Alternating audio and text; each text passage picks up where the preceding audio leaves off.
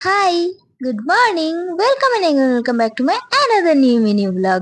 তো আজকে সকাল সকাল উঠে ধরেছি আমার এই বুকশেলফটাকে।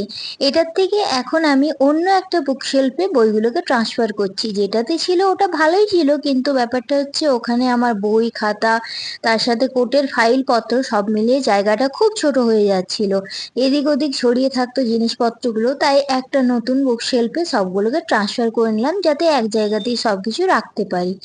দেন ওটা করার পর আমার গপুকে স্নান করিয়ে নিলাম। আর যেহেতু সানডে, গপুকে খুব আদর করে যত্ন করে আমি স্নান করাই, খাওয়াই, কারণ আজকে হাতে অনেকটা টাইম পাই।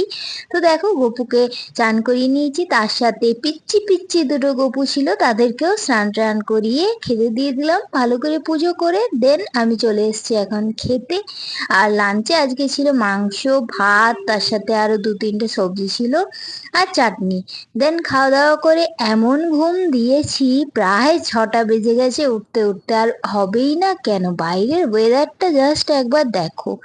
বৃষ্টির কথা নতুন করে আর কি বলবো, কিন্তু এই ওয়েদারে ঘুম না এসে কি আর পারা যায় বলো। দেন উঠে ফ্রেশ হয়ে সন্ধে দিয়ে নিজের কাজে লেগে পড়লাম। তো চলো, আজ এই পর্যন্ত, দেখা হচ্ছে নেক্সট ভিডিও, টাটা।